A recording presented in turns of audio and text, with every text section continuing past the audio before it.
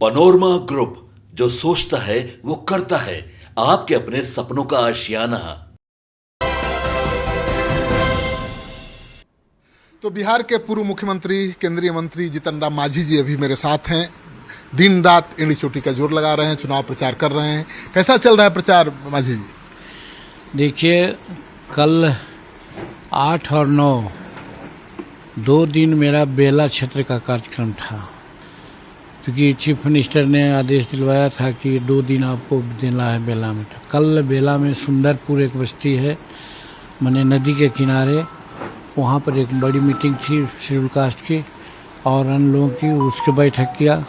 और उसके बाद आज पाई बिघा का कार्यक्रम था। पाई बिघा में भी काफ़ी अच्छी मीटिंग थी। वो मीटिंग कर करके और गाँव को होते हुए आज हम लोगों का क्षेत्र एक विभाग का MSME का बेंगलुरु में एक क्लस्टर का उद्घाटन था और बैंकों के लोगों से बातचीत थी कि MSME क्षेत्र को बैंक का क्या सहयोग होना चाहिए, कितना सहयोग दे रहे हैं।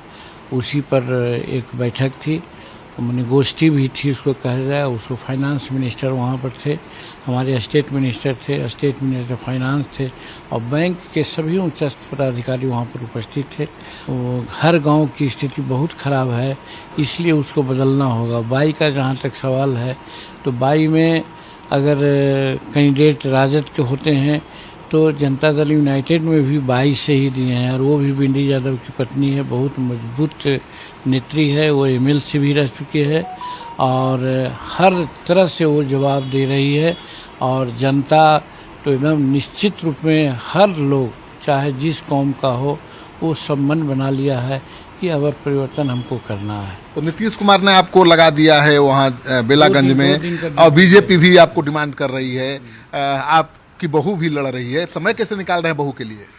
बहू के लिए 3 दिन समय निकाल करके हम छठ के दिन पूजा पाठ नहीं करते हैं, लेकिन अपने गांव पर हम रहना पसंद करते हैं, इसलिए गांव पर थे।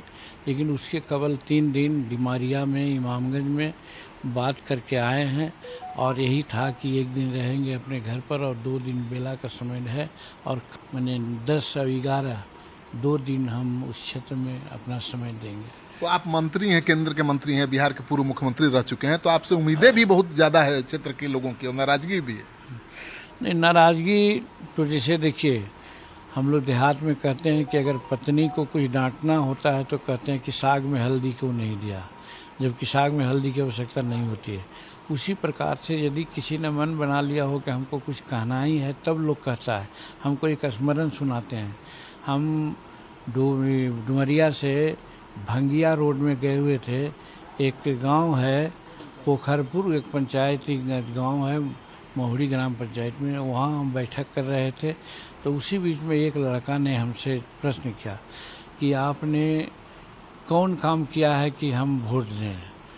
तो थोड़ा सा हम गुस्सा में मन में आ गए। हमने उनको कहा कि दिन में एक पक्षी होता है, उसको नहीं दिखता है, तो उसमें सूर्य का क्या दोष है। उसी तरह से यहाँ हमने जितना काम किया है, अगर किसी को न दिखे तो मैं क्या कहूँ। हम उससे प्रश्न पूछा कि हम 2015 में आए थे, तो जिस रोड पर तुम खड़े हो वहाँ से भंगिया जाने में रोड थी क्या? पुल आगे बनता है, सोरहर नदी है, उसमें पुल था क्या? तो नहीं। तो हम कहे आप बन गया ना? तो हाँ बन गया। किसने बनाया? तो आपने बनाया। हमको ये दिखता नहीं है। तो कहता है बोर्ड कहीं नहीं लगा हुआ है आपका, इसीलिए हम लोग करते थे। हम कहा कि आज 44 वर्ष मेरी राजनीति हुई, हम बोर्ड लगाने में विश्वास नहीं करते हैं। और जो डुमरिया 4 बजे दिन में जाने में लोग डरते थे, आज 8-10 बजे रात में भी जाते हैं। तो शांति कायम हो गई। ये सब लोग कहता है, जो न भी वोट देता है वो भी कहता है कि भाई इतना तो आपने किया।